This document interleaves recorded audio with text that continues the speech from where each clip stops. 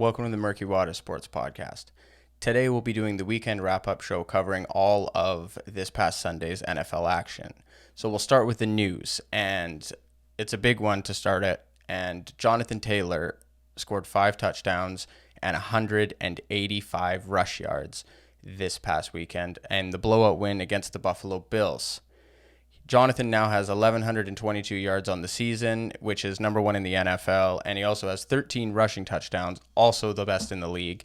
Now he has 8 consecutive games with over 100 yards from scrimmage and a rush touchdown, which ties the NFL Hall of Famer LaDainian Tomlinson for the league record. And I would assume that he'll probably break that next week. This was a big win because the Colts have been rolling, and Buffalo would probably be their hardest game so far. So I think that this was a big prove-it game for them, and Buffalo knew what the game plan was going to be. They knew that they were going to have to stop Jonathan Taylor, and they still couldn't do it. Carson Wentz didn't play particularly well, but he didn't have to because there's just nothing that Buffalo could do to stop that man. And he's really starting that conversation to see if he's the best back in the league. I mean, I still think that a healthy Derrick Henry is probably the best back in the league, but Jonathan Taylor's certainly giving him a run for his money. Will the Colts make the playoffs? Can the Colts win a playoff game? They do have 2 losses to the Tennessee Titans, who now lead the division, so it's going to be tough for them to win that division. However, if they can sneak in as a wild card, I think they're a team that nobody wants to play right now. So the Kansas City Chiefs ride their dominant defense to take down the high-powered Dallas Cowboys at home this past weekend. It didn't quite live up to the offensive firework game that we were kind of looking forward to, but it was certainly a defensive showdown if you like that kind of thing. Chris Jones led the way with 3.5 sacks. He was just tormenting the Cowboys' offensive line, who was really hurting with their left tackle missing. Kansas City's only allowed 30 points total in their past 3 games, which is incredible considering how bad they were to start the season, historically bad to start the season. So they're much improved. I mean, they've held 2 of their last 3 opponents under 10 points. That offense is making less mistakes, and I mean, they do still have the best quarterback in the league in Patrick Mahomes. Kansas City's coming.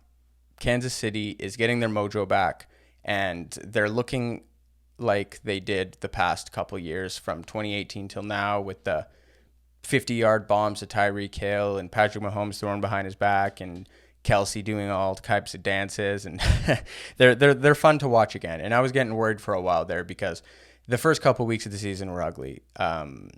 They had a couple bad losses. Patrick Mahomes had 10 interceptions. It wasn't good football. It wasn't Chiefs football. It wasn't the way that Andy Reid had proven himself to be as the head coach of that team. So I'm glad to see that they've turned things around, and I really do think that they're back to being legitimate Super Bowl contenders after knocking off the Dallas Cowboys. What does this mean for Dallas? See, I don't think that it's a huge deal for Dallas because it was an away game at Kansas City, and Dallas went into the game missing Amari Cooper, who's their number 1 receiver right now, and they lost CeeDee Lamb during the game to a concussion, so hopefully he can be back for their Thanksgiving game. But Amari Cooper is still on the COVID list, and he is not vaccinated, so he will not be eligible to play for Thanksgiving. I think Dallas is going to be okay. I still think that they play in a relatively weak division, improved but relatively weak division, so they should win most of their division games, and I don't think they play anyone above a 500 record for the rest of the season. So they're going to make the playoffs, and they may even win a game, but can they win a big game? Can they make the conference championship? Can they make the big game for the first time in the 90s? That is yet to be seen. And this brings me to my next point, which is, who is the best team in the AFC? And it seems like a simple question because you just say, oh, it's the Chiefs, or oh, it's the Ravens, or right now, the cool thing to say is it's the Tennessee Titans. But I don't really know.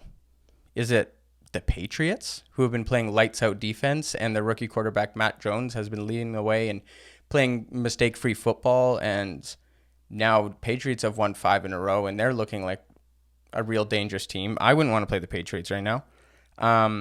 Is it the Chiefs? Are they the best team in the AFC? It sure looks like it. If they can keep this up, if this defense can keep up this pace and then have their offense, which is used to obviously performing at a high level, I think that the Chiefs have what it takes to go back to the Super Bowl. And obviously now they have the Super Bowl pedigree, going to back-to-back Super Bowls, winning one of them. Are the Ravens the best team? They won again on Sunday in a close game against the Bears without the services of Lamar Jackson, who has an non-COVID related illness. So you hope that he'll be back for their next game, but they showed grit getting a win without him. And obviously without Lamar Jackson, that's a huge dimension missing from your game because he's just such a threat to run and now a much improved passer too. So it really is a huge difference in the game plan when a team knows that they're going to be preparing for another quarterback other than Lamar Jackson. So I think that when the Ravens are on their game and their defense is playing well, and even though they've gone through so many injuries this season, season-ending injuries to basically all of their running backs and then their star corner, and yeah, so the Titans, I mean, I think that the Titans' record is a little bit of fool's gold. I don't think they're quite as good as their record says. I think they will be better when Derrick Henry gets back, if Derrick Henry gets back. I think that he's supposed to be back for Week 17 or possibly the playoffs, but I can't imagine that he would be playing in a Week 17 unless it had playoff implications, so if it were basically a playoff game. So I think since they've got 8 wins, they probably need to win 2 or 3 more to get into the playoffs. With Derrick Henry's playing, I think they have the potential to be the best team in football at least. They have a good defense. Tannehill had a bad week with 4 picks, but that's not how he's been playing. And if they can get their receivers healthy and Julio Jones can come back and Calvin Ridley can come back. Not Calvin Ridley. That's for the wrong team. Yeah, so now we'll do the performances of the week. So every week I pick 4 players for the performances of the week for passing, rushing, receiving, and defense. So this week, the passing performance of the week is going to go to Aaron Rodgers, who threw for 385 yards on 23 of 33 passing and 4 touchdowns and 0 picks. Unfortunately, that wasn't enough for the win, but Green Bay losing certainly wasn't on Aaron Rodgers. That defense just needed to step up. Rushing, went over it a little bit earlier, but it's impossible not to give it to Jonathan Taylor, who had 4 rushing touchdowns, also had the receiving touchdown as well, but 185 yards on the ground, 5.8 average, 40-yard longest. Those are very impressive numbers. So Jonathan Taylor, I feel like he's going to be getting a lot of these this year. Receiving is the wide receiver from the Minnesota Vikings. It's Justin Jefferson, the second-year receiver. He had 169 yards off 8 receptions and 2 touchdown catches.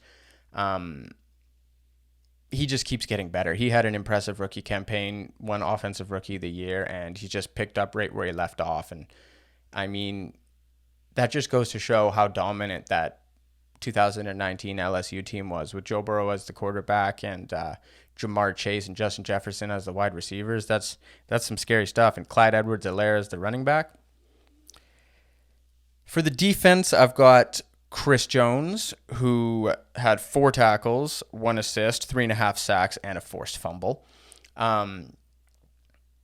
They really missed Chris Jones for the first couple of weeks of the season. He's such a presence on the interior of that defensive line, just racking up sacks, terrorizing the opposing quarterbacks. It's really hard to replace that, and it was really evident because teams were running the ball all over the Kansas City Chiefs, and that's not happening anymore now that Chris Jones has been back. Kansas City, they do have some defensive players. They've got Chris Jones. They've got Honey Badger. The rookie linebacker Nick Bolton has been playing well. They've got Frank Clark. They've got some names on that defense. So there's really no excuse. They have the potential to play like a top 5, top 10 defense. So if they can keep it together, if they can keep getting turnovers and getting back the quarterback, I think that Kansas City can win the Super Bowl. Remains to be seen because there is so much parity in this league. It's hard to predict who's going to win the Super Bowl, which is amazing, which is one of the reasons why I love this league so much. But yeah, so that concludes this week's segment. I'll be doing a Thanksgiving segment on Thursday, so stay tuned for that. But as for now...